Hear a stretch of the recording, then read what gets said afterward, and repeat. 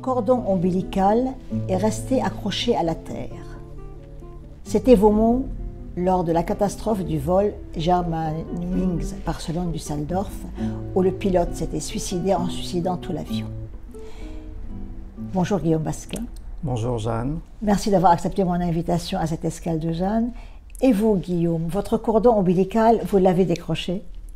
Oui, je l'ai décroché assez jeune et très tôt parce que mes parents habitaient en Afrique et à 16 ans, je suis rentré pour passer le bac en France, enfin pour la terminale, pour préparer le bac, et j'ai habité chez mes grands-parents et ensuite j'ai habité en cité universitaire et je ne suis jamais retourné vivre avec mes parents. Donc j'ai coupé le cordon ombilical très tôt. Et aujourd'hui, est-ce que j'ai raccroché un cordon ombilical à quelqu'un d'autre ou quelque chose d'autre? Je dirais peut-être à la littérature, à l'histoire de la pensée, à l'histoire des arts. C'est ça qui me tient le plus au monde, en fait. Le cordon a tout le corpus disponible de l'histoire des arts et de la pensée. C'est ça qui me relie au monde pour pouvoir penser à mon tour, peut-être des petites pensées nouvelles. Vous êtes pilote de ligne, long courrier. Oui. Vous êtes auteur, éditeur, critique, je crois aussi. Oui. Donc, vous avez une revue aussi. Oui, revuiste. Voilà, revuiste. Et donc, vous faites beaucoup de choses. Qui est Guillaume Basquin? Comment on relie tout ça? Dans Livre de papier, dont on a parlé tout à l'heure en off, j'écris « Je ne suis ni futuriste, ni poète, mais papa ».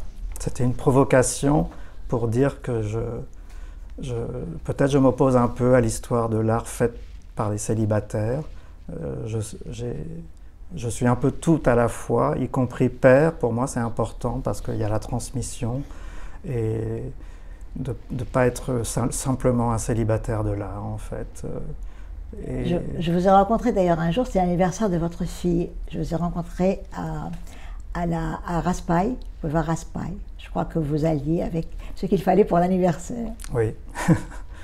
D'ailleurs, je viens de lire une critique là, sur le site En attendant Nado d'un nouveau livre de Camille Laurence qui s'oppose encore et toujours à la famille, au père, etc. Et où elle dit que la famille, c'est le lieu de violence sexuelle, etc. C'est son histoire et c'est entendable, mais la famille, c'est pas du tout un lieu de violence, au contraire, c'est un lieu d'amour, d'affection. Et il y a des cas particuliers, mais il ne faut pas en faire une généralité.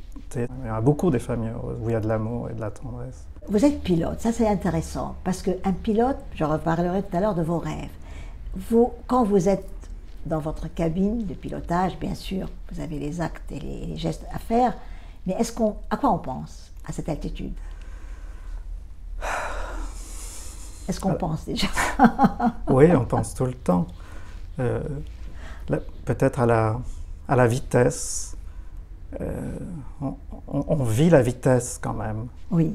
Il faut toujours avoir, par exemple, 20 km/h d'avance. C'est beaucoup, 20 km d'avance, pas heure, 20 km d'avance. Et peut-être que ça me permet, dans l'écriture, d'avoir une petite avance sur les autres, parce que je vais un peu plus vite. Et alors dans Art Press, on vient de critiquer avec bonheur mon dernier livre, Tweet numéro 1, quelqu'un que je ne connais pas, ce qui est encore mieux. Et il dit, depuis Livre de papier, Guillaume Basquin nous a habitués à regarder le monde avec un regard d'oiseau. C'est joli. Je suis complètement d'accord avec ça. Peut-être que c'est une déformation ou un avantage professionnel. Regarder avec un regard d'oiseau. Quand j'arrive sur New York, j'arrive comme un oiseau de proie. Je prends New York, ce qui m'intéresse à New York. Il y a peut-être de ça. Et il n'y a pas eu beaucoup d'écrivains aviateurs, très peu. Saint-Exupéry. Saint-Exupéry, bien sûr, très bon. Et sinon, ça a été des amateurs qui avaient fait l'aviateur pendant la guerre, mais ce n'étaient pas des vrais aviateurs comme Romain Gary ou Faulkner. L'amant de Proust aussi, je crois. Mais c'était l'occasion de la guerre uniquement, donc ce n'étaient pas des professionnels en fait. Alors, professionnels qui ont été écrivains et vraiment intéressants, il y en a eu très peu, à part Saint-Exupéry, et qui n'allait pas aussi vite qu'aujourd'hui. Donc peut-être que je peux faire différemment de lui grâce à la vitesse des aéronefs modernes. J'espère pouvoir faire ça. C'est pour ça que vous avez écrit « J'aimerais un texte qui me devance ». Ça doit être ça, oui. Oui. Oui, oui. On pourrait, quelqu'un qui étudierait mes livres comme pour faire une thèse ou Oui. un mémoire, il se rendrait compte que peut-être mon objectif caché et secret, c'était d'aller plus vite que tous les autres écrivains de notre temps. Et il faut aller plus vite parce que le monde actuel va tellement vite, technologiquement, politiquement, qu'il faut aller encore plus vite pour rester dans le coup. Et... Vous êtes un homme en urgence. Oui. Vous-même. Pourquoi cette urgence qui vous habite? Elle vient d'où? J'ai toujours l'impression que, enfin, je pense que quand on écrit un livre, il faut l'écrire comme si c'était notre dernier livre, parce que ça peut être notre dernier livre. On peut avoir un accident, là, je sors de chez vous, je suis écrasé par une voiture, ou j'ai une maladie et je meurs, ou une crise cardiaque. Donc il faut écrire, essayer d'écrire chaque livre, ou même chaque page, comme si c'était notre dernier livre, et non pas accumuler comme un bourgeois des commandes de livres à gauche, à droite, comme font les écrivains professionnels. Je suis très triste pour eux qu'ils soient obligés de faire ça. Ils écrivent trop de livres, ils publient trop, ils se répètent, ils répètent des choses déjà faites, ils font de la page au kilomètre, ils font de la décoration, de la tapisserie, du macramé, mais il n'y a pas d'urgence. Il faut écrire un livre dans une urgence pour sortir de l'enfer, en fait, comme a dit Artaud dans une phrase célèbre. Vous avez créé Tinbad. C'est une maison d'édition. Et je tiens bien à dire, parce que vous-même, vous êtes très excédé quand on vous dit Tinbad. Alors, Tinbad, ça vient d'où? Le ciseau aussi. Comment c'est venu? Donc, ça vient de Ulysse, avec un S de James Joyce. Au début, je voulais les appeler édition Sinbad, à cause du marin, Sinbad. Et c'était un défi, c'est-à-dire que comme je suis pilote de ligne, c'est l'équivalent des marins de marine marchande du 19e siècle, à mon avis. C'était un petit défi au monde en disant je sais que les pilotes de ligne, on n'a pas le droit d'écrire pour le milieu sérieux des lettres françaises. Et alors qu'au 19e siècle, parmi les plus grands écrivains, c'était des marins comme Melville ou Conrad, sans parler des Français, etc., mais dans les siècles antérieurs. Donc, Sinbad. Et c'était déjà pris, c'est une filiale d'Actes Sud qui fait de la littérature du Moyen-Orient. Donc, dans mon souvenir de lecture d'Ulysse, il y avait cette phrase « Sinbad the sailor and Tinbad the tailor ». Et je me suis dit, je prends Tinbad, et comme c'est un tailleur, le ciseau. Il y a le ciseau et les pointillés sur la couverture, c'est le patron qu'on va couper. Et une phrase de Jean-Jacques Schull aussi, puis il y avait ça chez Proust, il disait que l'écriture c'était un travail de tailleur, de couturier. Ça me va intégralement bien. Vous avez souffert de ne pas être édité ou de ne pas pouvoir accéder à l'édition avant d'avoir votre propre maison d'édition? Alors, j'ai publié 2 livres avant d'avoir mes maisons d'édition ailleurs, mais comme personne ne me connaissait, que j'avais jamais écrit, que j'ai commencé à écrire tard, c'était dur. J'ai eu 40 refus ou non-réponses pour le premier, qui a été publié chez Paris Expérimental. C'était en fait un très bon éditeur, j'ai eu de la chance, mais c'était long, 9 mois d'attente comme une grossesse. Et pour mon essai sur Jean-Jacques Schull, ça a recommencé une trentaine d'envois, donc avec des refus et des non-réponses, pour trouver le 30e éditeur qui a dit oui, un éditeur universitaire. Et pour mon livre d'après, qui était un work in progress, livre de papier, la forme était tellement difficile, audacieuse, expérimentale, je savais que ce serait très difficile, surtout dans le monde actuel et sans avoir un nom déjà très connu. Je le savais qu'il n'y avait pas de place pour ça aujourd'hui pour un écrivain dont le nom n'était pas déjà fait. Et intuitivement, je me suis dit, à un moment, il faut que je crée une maison d'édition pour pouvoir faire ce type de littérature. Sinon, il aurait fallu que je m'adapte et que je fasse des romans ou des essais un peu traditionnels et classiques pour ensuite essayer de placer ce livre-là. Mais il était implaçable sans un nom très connu, déjà fait, comme on dit. Vous dénoncez un peu tout ce qui est l'entre-soi, même, je dirais, certains prix qui semblent un peu convenus. Est-ce que votre maison d'édition est une maison de résistance à tout cela? Ou bien comme un lieu où vous pouviez faire ce que vous voulez, vous étiez libre? C'est les deux, en fait. À l'origine, c'était un lieu pour permettre l'existence d'une littérature expérimentale aujourd'hui, en 2015. Donc, parce que je trouvais qu'il n'y avait plus beaucoup de lieux pour abriter ce type de littérature, mettre ce type d'écriture à l'abri de l'art dans cette maison d'édition. Et évidemment, ça me permettait de faire ce que je voulais et d'écrire mes livres avec le maximum d'audace, de violence verbale possible. Donc c'était parfait dans le meilleur des mondes finalement. Et l'idée c'était aussi d'accueillir les gens pour en faire une maison pour eux en fait, où je les censure jamais. Jamais. Il n'y a jamais de censure dans ce que j'ai publié, juste on corrige la syntaxe, la grammaire bien sûr, mais surtout la syntaxe si elle est bancale. Je fais retravailler l'auteur jusqu'à que ça sonne bien à l'oreille, mais il n'y a jamais de censure, ni d'un chapitre, ni d'un paragraphe, ni d'une... Très rarement d'un mot, d'une phrase, c'est très rare, très rare. C'est juste la syntaxe à l'oreille, il faut que ça sonne bien à l'oreille. Je vous ai vu présenter 2 de vos auteurs à une dédicace. Une fois chez Aleb Reichan, une fois à Aleb Gallimard. Vous aviez présenté Thomas Ravier chez Gallimard et Claire Fourier chez Chan. Et à chaque fois, vous présentiez l'auteur en disant pourquoi vous avez accepté son manuscrit. Oui. Et vous laissiez le libraire et l'auteur ensemble. Vous vous retiriez, c'était plus votre rôle. Alors, je profite pour vous demander, qu'est-ce qui vous fait accepter un manuscrit? Là, je suis comme Philippe Solers, oui. C'est la voix. Si je reconnais une voix dans les premières pages, qui est l'auteur, qui n'est pas un système d'écriture, ou je ne sais pas, j'entends une voix musicale, c'est aussi beaucoup la musique, beaucoup la musique. Il y a beaucoup de livres, c'est un tel charabia, ça m'écorche les oreilles, je referme, je ne peux pas continuer. Parce que si je lis, c'est pour continuer à apprendre à écrire. J'ai besoin d'apprendre à écrire en permanence.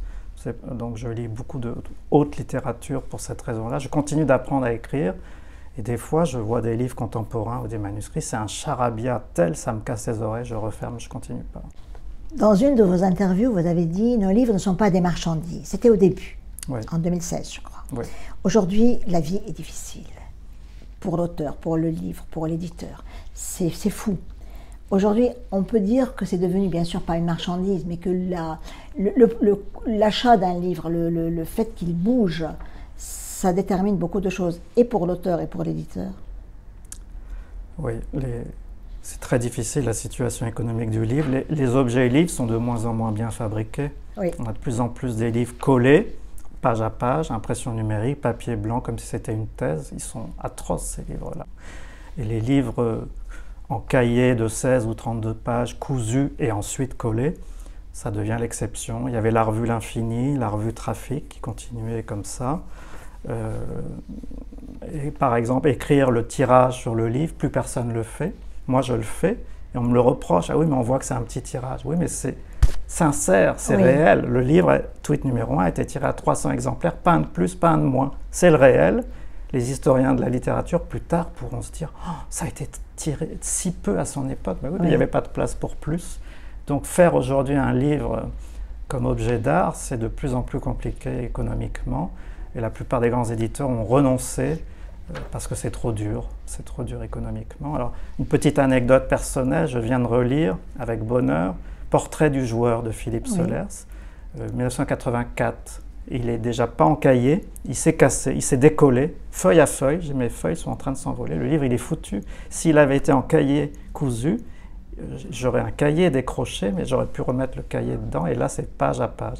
Mon tweet numéro 1 et mon histoire splendide, ils sont cousus en cahier de 16 pages, ils se détruiront un peu moins vite. Donc vous les projetez déjà dans le futur. Ouais. La revue, vous avez une revue aussi. Oui, les cahiers de Timbad. C'est courageux d'avoir une revue aussi. Quel est le sort des revues aujourd'hui? Les étudiants n'achètent plus de revues. Oui. Donc c'est très compliqué parce que c'est pas du tout pour me comparer, mais quand tel quel était au summum de sa gloire, il paraît qu'ils tiraient à 6 ou 7 000. Les étudiants du monde entier dans les grandes universités de lettres l'achetaient, la lisaient, en parlaient, se l'échangeaient. Aujourd'hui, les étudiants n'achètent plus. Ils lisent sur Internet, sur écran, ils lisent très mal, ils lisent en diagonale. Si vous les interrogez après leur lecture, il restera presque rien parce qu'ils n'ont pas imprimé ce qu'ils ont lu. Donc ça devient, les revues, c'est pour les écrivains. Il n'y a que les écrivains qui ont un jour écrit dans cette revue qui la lisent. Ils sont heureux de le prendre. Oui, et les autres, ils sont dans l'indifférence. Ils en ont entendu parler, mais ils ne l'achètent pas, ils ne la lisent pas. Donc les tirages diminuent. On fait un tirage à 140, c'est très peu. Je ne peux pas faire plus. En revanche, c'est beaucoup de satisfaction Je viens de relire, j'ai terminé hier soir les Kaitiba numéro 18 qui viennent d'arriver d'imprimerie mais qui ne sont pas encore sortis en librairie. C'est très satisfaisant, cette aventure collective. Nous allons parler de vos livres. Dans le livre de papier, c'est l'histoire d'un narrateur qui voyage parmi les livres des autres et travaille, comme le suggère Joyce. Les ingrédients ne fusionnent que quand ils ont atteint une certaine température. Qu'est-ce que ça veut dire pour vous? Alors justement, c'est à propos de citations, parce que je fais beaucoup de prélèvements de citations dans mes livres et on croit que c'est des simples citations. Non, c'est des preuves en fait de l'évolution de ma pensée. Et j'ai déjà reçu des manuscrits avec des fragments de citations, entre guillemets, alignés, avec des alinéas, etc. Mais là, c'est juste rien du tout, en fait. Bien sûr. Ça ne se colle pas, ça ne communique pas, ça ne fait pas musique. Pour que ce soit lisible, il faut que ça devienne une musique et que ça colle exactement comme un montage cinématographique. On ne peut pas laisser les rushs non montés. Et donc cette certaine température, c'est le montage, en fait. Il faut que ce soit fluide. Et beaucoup de lecteurs m'ont dit que ça l'était. Moi, je ne peux pas juger. Je suis tellement proche de ce que j'ai écrit que j'ai du mal à juger maintenant. Il n'y a que les lecteurs externes qui peuvent le savoir. Et quand ils me disent vraiment c'est fluide, Claire Fourier me l'a écrit plusieurs fois, Mehdi Belhaj-Kassem aussi à propos de l'histoire splendide. Alors là, rien ne peut me faire plus plaisir. J'essaie de créer de la musique en écrivant, même si c'est du montage de citations, mais il faut créer une musique, sinon c'est lourdin, indigeste, c'est du charabia. Donc il faut une certaine température de montage. C'est un mystère en fait. Toujours Joyce, parce que je sais que vous aimez beaucoup Joyce, il disait, si quelqu'un ne comprend pas un passage, il n'a qu'à le lire à haute voix. Et vous aviez fait l'expérience à Saint-Sulpice, je pense. Racontez-nous cette expérience, ce que vous avez ressenti vous-même à écouter votre texte lu à haute voix. Alors à Saint-Sulpice, au Café de la Mairie, c'est deux poétesses, Tristan Félix et Muriel Compère de Marcy, qui ont lu mon texte en même temps qu'elles en faisaient une critique. Et moi j'étais à côté, et entendre mon texte proféré à voix haute, ça m'a donné une joie folle, parce que j'entendais cette audace verbale qui est un peu parallèle à moi. Quand je suis dans un état normal, je n'ai pas cette audace. Et de l'entendre proféré par d'autres, j'ai eu beaucoup de joie. Et à deux autres occasions, dans la librairie de l'autre livre, de l'école polytechnique, j'ai pu lire mon texte à la nuit de la lecture, là, une dizaine de minutes. Et je me suis rendu compte que c'était un texte qui était fait pour être proféré à voix haute. Parce que je retrouve de la vitesse, en fait, que j'essaie de partager avec le lecteur. Et une énergie, en fait, qui peut-être est inférieure si on lit à voix basse ou à lecture intérieure. Maintenant, je vais passer à l'Histoire splendide. Il a été publié en 2022. L'Histoire splendide, c'est bien sûr le projet abandonné d'Arthur Rimbaud. Je vous laisse parler de l'Histoire splendide.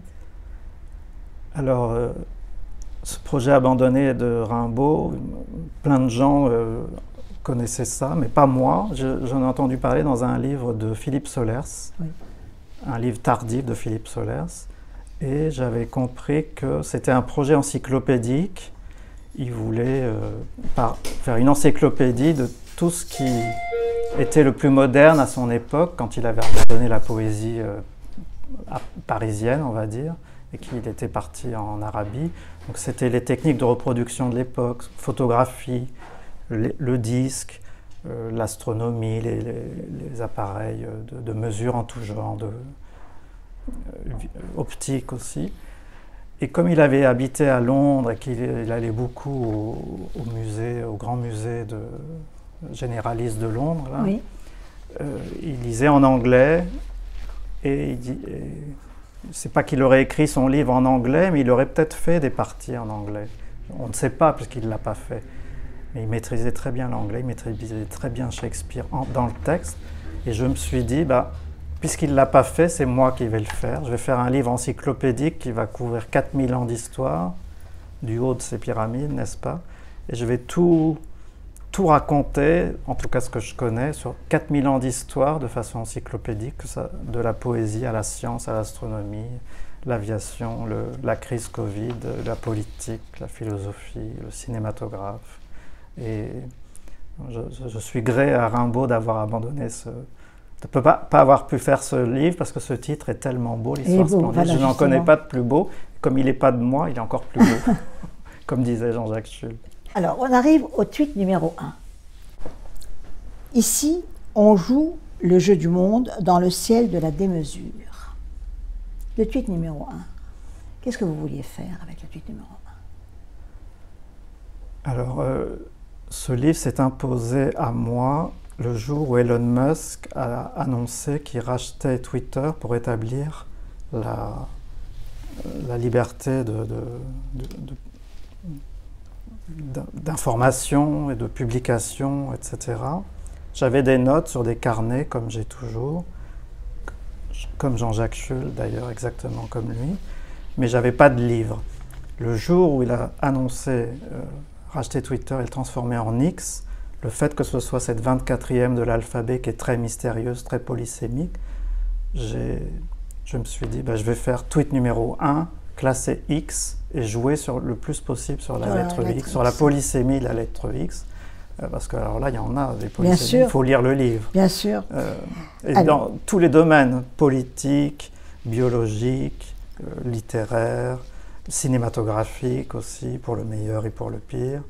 Et puis c'était un écho à Telex numéro 1 de Jean-Jacques Schull, où lui, tout bougeait, tout tournait, à l'époque où il a écrit ça dans les années 70, et aujourd'hui, ça bouge plus, ça tourne pas. Donc, il faut faire autre chose, il faut aller plus loin que Jean-Jacques Schull et faire tweet numéro 1, que je lui dédicace le livre. Oui. Je lui dédie et dédicace. Et en même temps à Raymond Roussel. Oui. Voilà. Là, c'est à cause des machines littéraires, parce que, comme vous avez vu, le livre est très structuré, 10 fois 10 pages, mais 10 c'est aussi 1 plus 2 plus 3 plus 4 au carré, ça fait 100. Donc c'est très structuré, et on sait que les livres de Raymond Roussel étaient des machines textuelles, et ça me fascine, alors j'ai essayé de faire pareil. Je crois que dans ce livre-là, j'ai réussi à trouver une structure entièrement originale et nouvelle que personne n'avait utilisée, même pas Raymond Roussel. Alors, ce livre, il n'y a aucune ponctuation. Il y en a un peu, mais peu. Pas beaucoup. À la relecture, parce qu'il a été beaucoup relu sur épreuve imprimée, j'ai mis de la ponctuation quand il y avait un doute pour le lecteur sur le sens. À ce moment-là, j'ai mis un point-virgule collé, sans espace, à l'anglaise, parce que c'est un livre anglais, dans le sens où en Angleterre, il y a eu souvent plus de liberté qu'en France, surtout aux époques totalitaires, et ils nous ont libérés, enfin les anglo-saxons, de notre propre faillite, collaboration, etc. Et il y a des points d'exclamation et d'interrogation régulièrement, mais il n'y a que ça comme ponctuation. C'est quand il y avait un doute pour le lecteur. Pour le lecteur, quand c'était trop linéaire, voilà. En même temps, vous vous définissez comme un mixeur, un grand X, ajusteur. Qu'est-ce qu'un mixeur ajusteur pour un auteur? Ça vient de Jean-Jacques Schull, c'est-à-dire, il a dit, je dis déjà tout à l'heure, moins il y a de moi dans un livre, et plus je suis content, plus je suis heureux. Je partage exactement ce sentiment qu'il y a un panel disponible de phrases tellement belles dans l'histoire de la pensée, dans toutes les langues, que quand on arrive à se les approprier avec musique, avec une certaine température, c'est tellement plus satisfaisant quand on se relit ou quand on entend quelqu'un lire son livre, que ses propres mots qui sont toujours assez limités par notre propre syntaxe, notre propre musique intérieure. Et en cinéma, le cinéma que j'ai le plus aimé, c'est le cinéma de montage, Jean-Luc Godard, des gens comme ça, ou Chris Marker, et tout le monde disait que chez Jean-Luc Godard, il n'y avait plus une phrase de lui dans les derniers films des 20 dernières années. Et pourtant, c'était génial, mais il n'y avait pas une phrase qui venait de lui, quasiment pas un dialogue. Et pourtant, c'était génial, mais c'était à une certaine température aussi. Je reviens à votre tweet numéro 1. Est-ce que le tweet devient, dans votre approche, un genre littéraire à part entière? Alors, là, quand j'appelle ça tweet numéro 1, c'est pas du tout une suite de tweets qui sont limités à 280 signes. c'est assez ironique, C'est en ironique, fait. bien Puisque, au sûr. contraire, ma phrase est très longue, elle fait presque 10 pages à chaque fois. Donc, c'est ironique. Il y a celui qui faisait apostrophe, là, Bernard Pivot, a fait un livre avec des tweets il y a déjà longtemps, il y a une dizaine d'années, je crois. C'est quand j'écrivais livre de papier, donc un peu plus. Il a appelé ça mes tweets sont des chats ou des chats. C'était un jeu de mots entre chat et chat. Mais je ne crois pas que ce soit intéressant comme forme. 140 signes ou 280 aujourd'hui, c'est trop peu. Donc mon titre est ironique, en fait. Ce n'est pas du tout des tweets, c'est du texte qui vient de la littérature expérimentale des années 70. En même temps, le tweet, c'est quelque chose qui est un présent. Oui. Il y a cette notion de parler du présent, de spatialiser le temps en quelque sorte. C'est ça le tweet.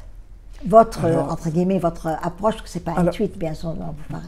Effectivement, il y a l'actualité politique de notre temps, au moment où j'écris, qui est très présente, qui est citée verbatim, comme on dit.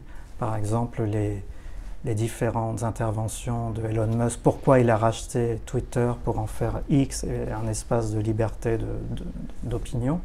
Donc ça, effectivement, ça crée un objet textuel présent dans la pensée politique de notre temps contre la propagande et la tyrannie, en fait. C'est un livre anarchiste contre la tyrannie et la propagande.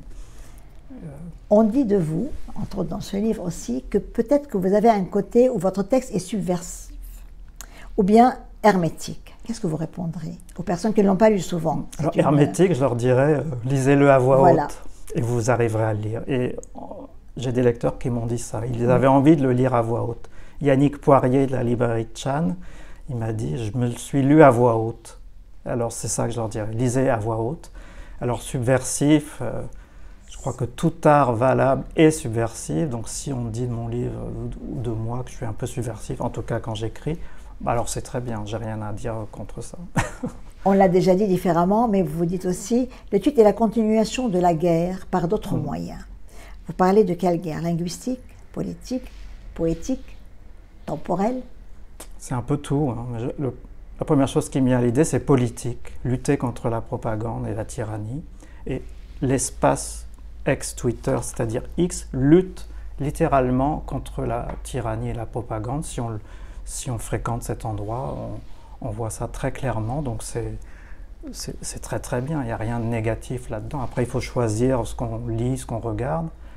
Au niveau poétique, d'avoir mis tous mes X en petite capitale, ça crée un espèce de relief. Oui, comme un sismographe d'ailleurs. Quelqu'un a dit que c'était même hiéroglyphique, mon texte, parce que j'ai même mis un X bizarre qui est une image, qui est l'aleph je ne sais pas si c'est en sumérien, enfin une langue très ancienne, d'avant même l'hébreu encore. Donc ça devient un hiéroglyphe. Et ça, c'est grâce à X que j'ai pu avoir ces idées-là, sinon j'aurais jamais eu ce genre d'idées. Comme écrivain, vous diriez de vous que vous êtes un sismographe, un illusionniste, un xénarque avec un grand X. Un sismographe. Un sismographe. J'ai découvert le mot xénarque à cause de X aussi. Le nombre de mots en X que j'ai découvert en écrivant ce livre, c'est faramineux. Ça m'a bien amusé. Mais ça fait sens en plus. Il n'y a rien qui est vraiment gratuit. C'est ce que je reproche à des revues comme TXT, c'est qu'ils font de l'expérimentation gratuite sans politique en fait. Et il faut, si on expérimente, il faut rester politique quelque part pour que ça fasse vraiment sens tous les mots. Comme l'aventure de Tel Quel, c'était très politique, Tel Quel. C'est pour ça que ça reste ce qu'il y a eu de mieux des années 60-70, parce que c'est pas gratuit, c'est jamais gratuit. Il y a eu de très belles critiques sur votre tweet numéro 1. Il y a eu Dan Bursea, il y a eu Claire Fourier, il y a eu, vous venez de les nommer tous aussi.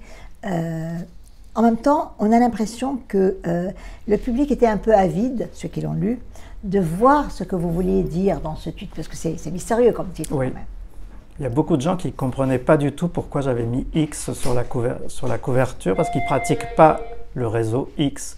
Donc ils ont l'impression que c'est juste un réseau social de plus, alors que c'est l'agora politique de notre temps, Que ça plaise ou que ça ne plaise pas, c'est l'agora politique. À Athènes, c'était le Parthénon. Bien sûr. Et les philosophes et les sages et les élus politiques de l'époque discutaient de l'avenir de la cité. Aujourd'hui, c'est sur X. Je l'ai écrit sur la quatrième de couverture. Joe Biden a annoncé son retrait à la comme candidat à la présidence. C'est un grand théâtre, X, quelque part. Oui, des élections américaines sur X, avant tout. Donc, on apprend toutes les choses politiques du monde actuel, on les apprend sur X avant que ce soit dans les journaux.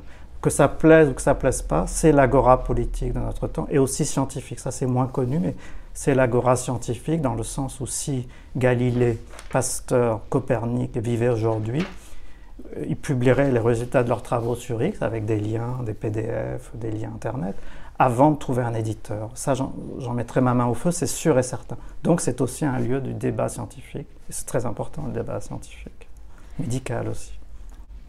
Alors, on va passer à autre chose, parce qu'on a décidé aujourd'hui de connaître l'homme, le pilote, comme on a dit, l'auteur, l'éditeur, et en même temps parler de vos livres.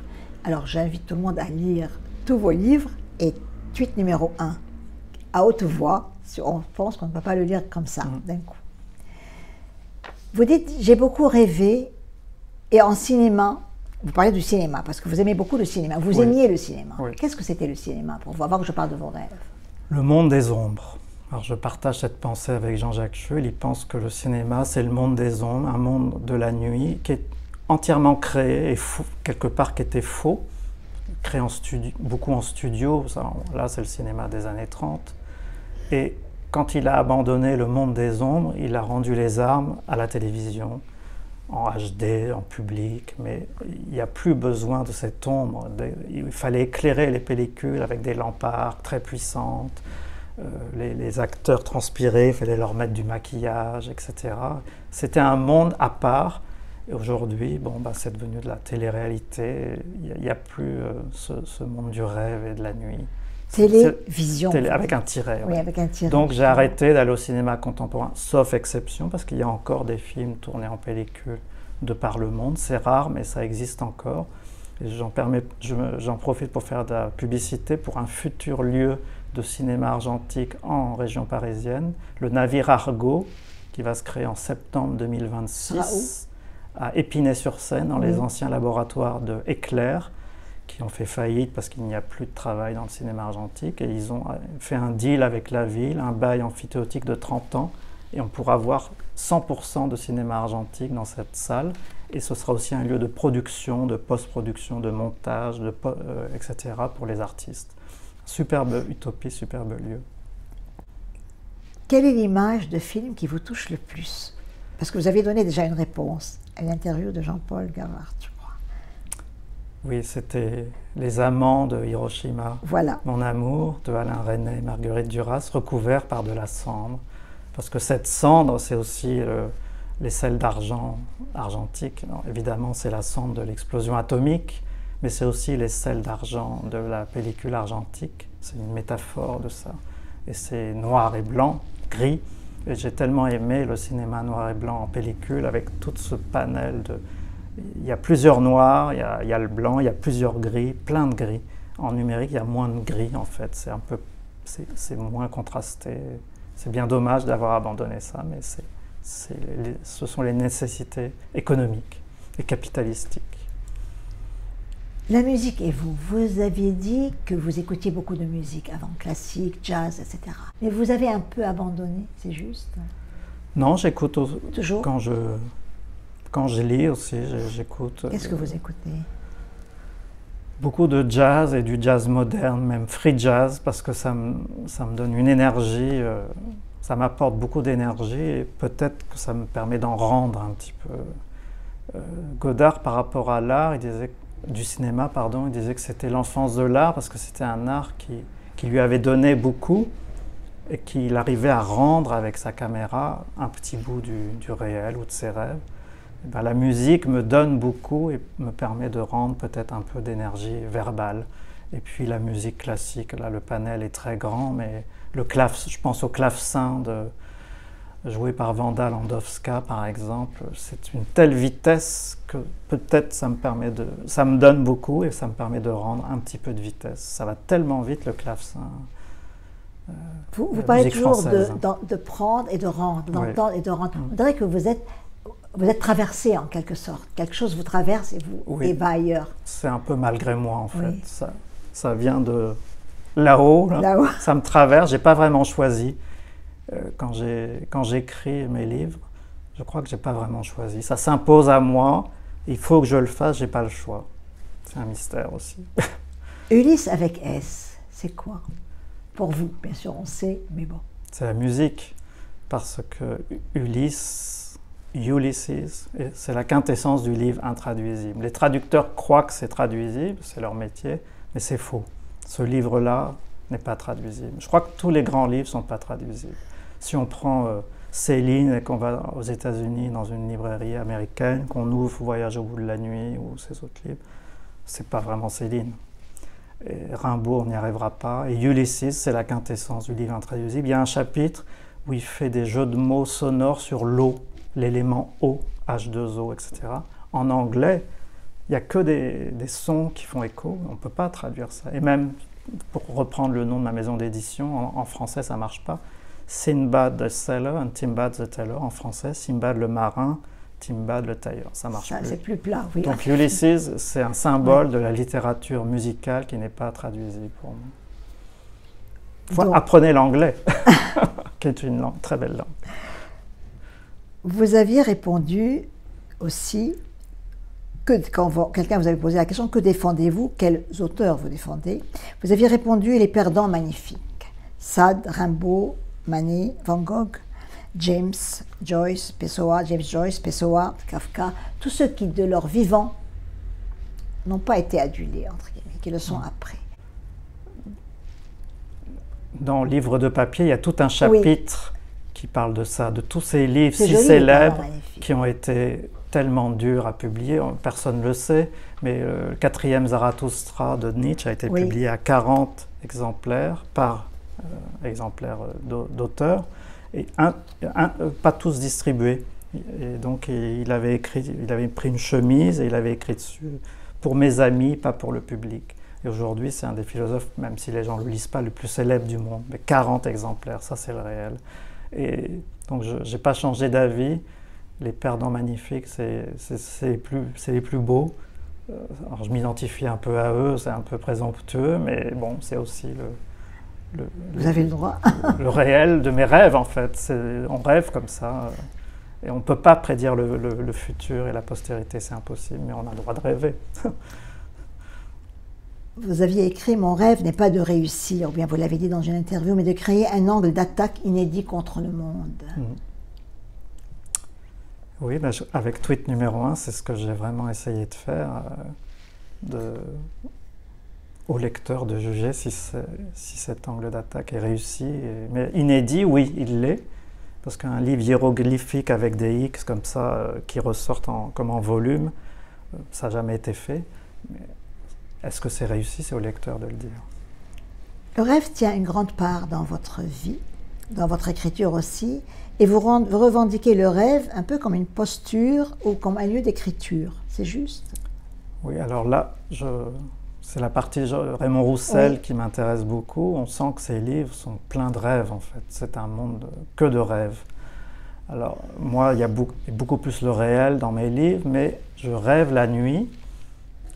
Dans les périodes d'écriture, bon, je rêve toutes les nuits, comme tout être humain, mais dans les périodes d'écriture, ces rêves me réveillent. Je pense à des choses, des fois simplement un mot, et là, je me lève pour les noter, sinon le matin, je les ai oubliés. Et ils ont disparu, impossible de les retrouver.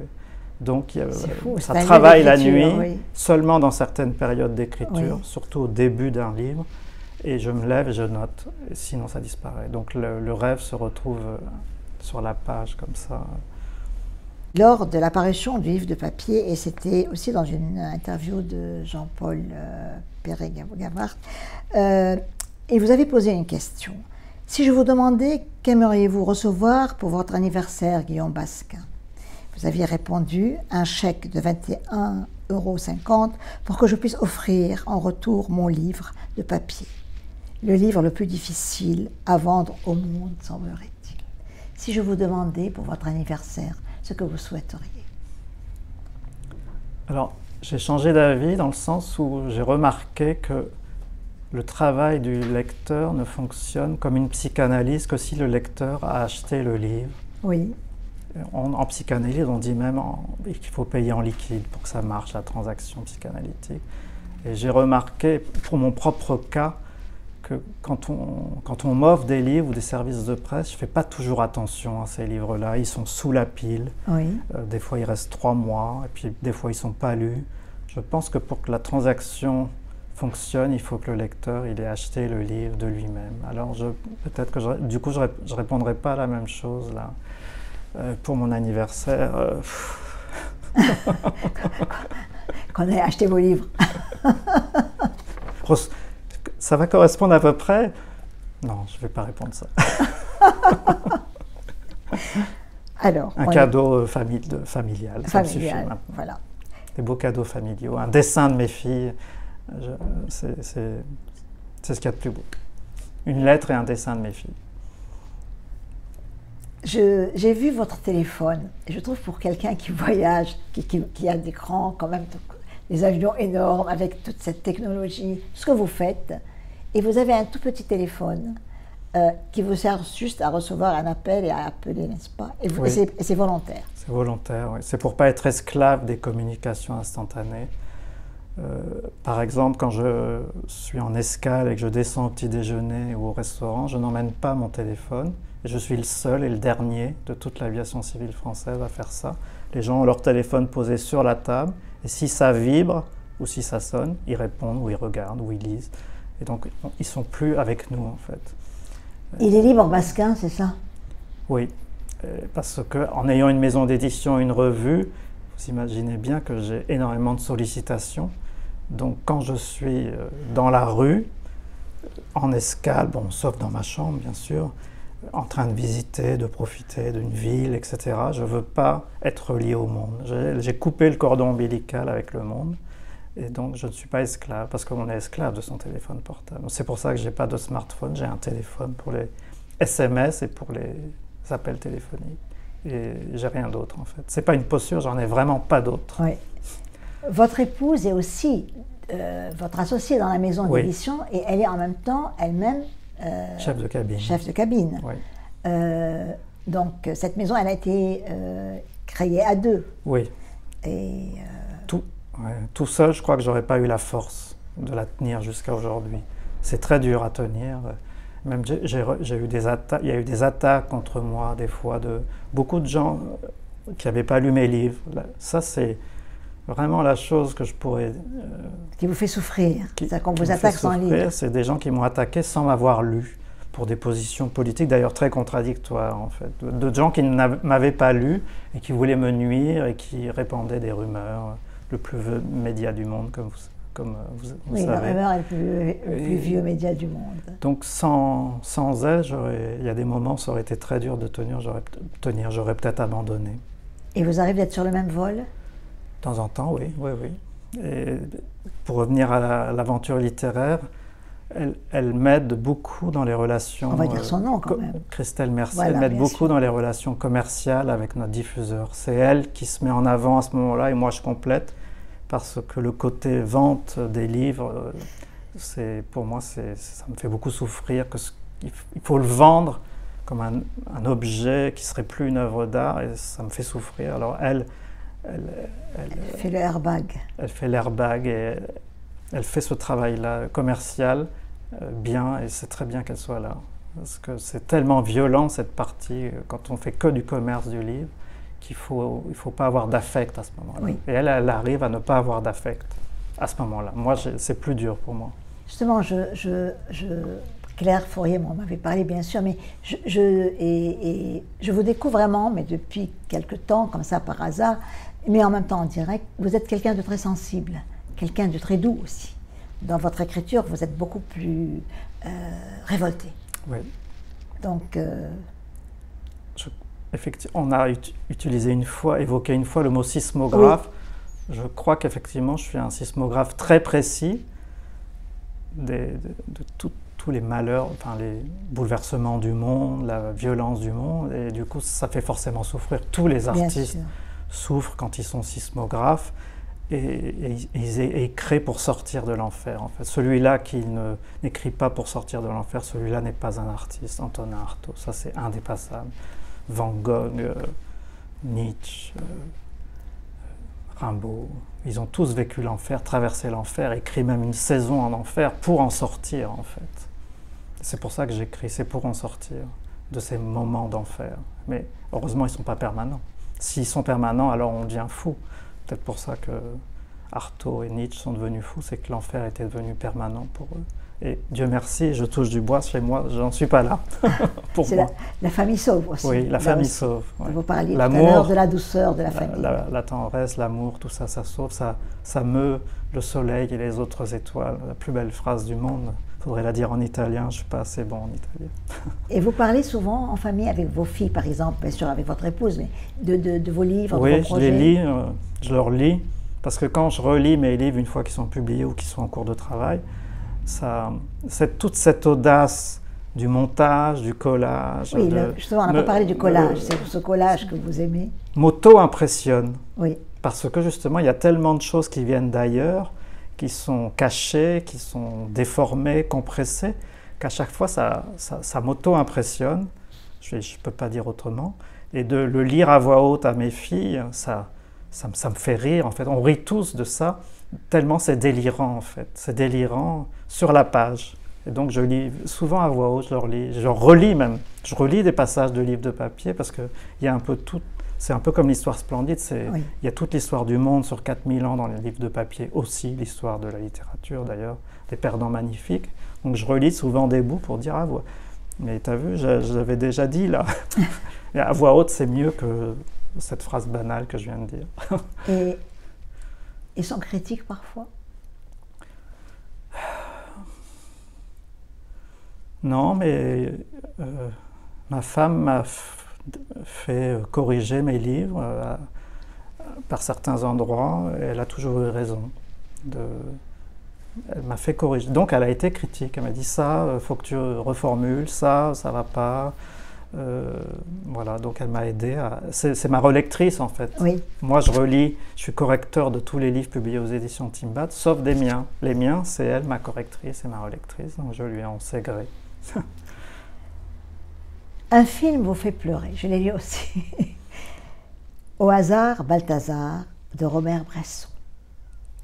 C'est l'âne, je crois. Oui, l'âne, à la fin du film, qui, après toutes les aventures malheureuses qu'il a vécues, se retrouve dans les montagnes pyrénéennes, et il meurt, il est abandonné de tous, et il y a des troupeaux de brebis, là, avec le son, les clochettes, comme musique, et on pense au Christ abandonné de tous sur la croix. Et bon, je ne sais pas pourquoi, comme c'est les montagnes pyrénéennes, je pense aussi à ce moment-là à la mort de Walter Benjamin, qui est mort, qui s'est suicidé par là, parce qu'il sentait qu'il n'arriverait pas à passer, était poursuivi par la terreur nazie. Et je pleure.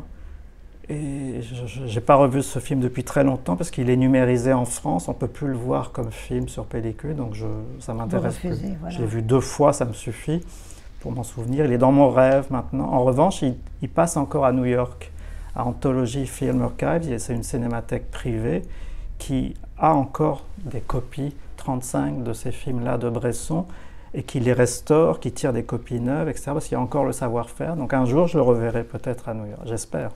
Mais à Paris, c'est fini. C'est un objet numérique qui n'est plus une œuvre d'art avec son aura, c'est-à-dire l'apparition unique d'un lointain, si proche soit-il. Quel est votre grand rêve? On a parlé un peu en petit léger de vos rêves.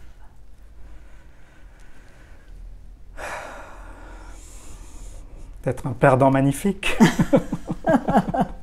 J'espère que vous serez je dirais, comment on dit, un présent magnifique et après, ce sera toujours magnifique. En tout cas, je ne peux pas me plaindre de la réception critique de mes livres. À partir de l'histoire splendide, elle a été conséquente, oui. Très généreuse, très peu de textes négatifs. Sur l'histoire splendide, il y a eu un texte négatif, j'en parle même pas, on l'évacue. Sur tweet numéro 1, il n'y a que des textes positifs, il y en a quand même beaucoup pour un livre à si petit tirage, et il y en a encore qui vont venir.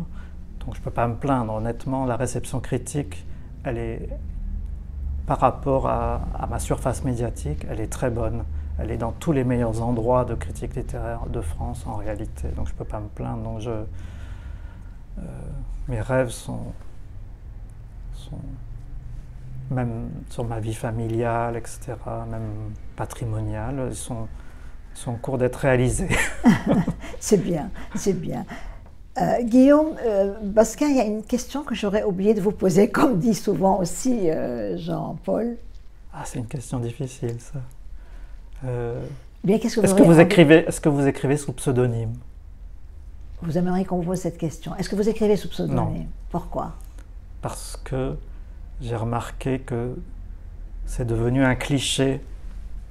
Alors je vais les appeler comme ça parce que c'est ce qu'ils sont. Tous les petits cons de 30 ans, 35 ans qui écrivent se croient obligés de prendre un pseudonyme pour faire comme leur maître, oui. Comme Philippe Solers. Mais en fait, il y avait une raison chez Philippe Solers. C'est parce qu'il était mineur, c'était 21 ans à l'époque, et il racontait dans son premier livre, Une curieuse solitude, une liaison avec une domestique de la maison qui était espagnole, du Pays basque espagnol. Donc il ne pouvait pas avouer ça dans une famille bourgeoise sous son nom. Donc il y avait une vraie raison. Il y a plein d'autres cas comme ça. Ceux qui sont fils d'eux, ils ne peuvent pas garder le nom de leur père comme artiste parce que c'est déjà pris. Et ils vont être trop fils d'eux, donc ils ont pris un pseudonyme. Mais quand ça devient pour faire comme le maître, ou bien une mode ou un tic, enfin pas un tic, mais une obligation, alors c'est complètement idiot. Moi, j'avais rien à cacher, et donc mon nom n'était pas pris, j'ai gardé mon nom parce que j'assume ce que j'écris et publie. Dans le monde de l'aviation, on vous lit, vos collègues? Alors, ils viennent à mes présentations de livres, ils achètent mes livres, mais souvent ils me disent « on ne comprend pas, Basquin, on ne comprend pas ce qu'il écrit ». Ça me fait un peu de mal, j'aurais envie de leur dire « mais lisez à voix haute, c'est pas grave si vous ne comprenez pas, écoutez et lisez très vite, c'est pas grave si vous ne comprenez pas ». Quand je lis Paradis de Philippe Solers, il y a beaucoup de latin dans le livre, je ne lis pas le latin, je ne comprends pas. Il y a peut-être un peu d'allemand aussi que je lis, ne comprends pas non plus et je ne sais pas lire. Mais ça fait une musique comme ça et je passe et c'est pas grave de ne pas comprendre. Il faut être emporté par le flux. Alors il y a une expérience très intéressante. Je suis très admirateur du livre H de Philippe Solers, celui qui précède juste Paradis, où il n'y a déjà pas de ponctuation.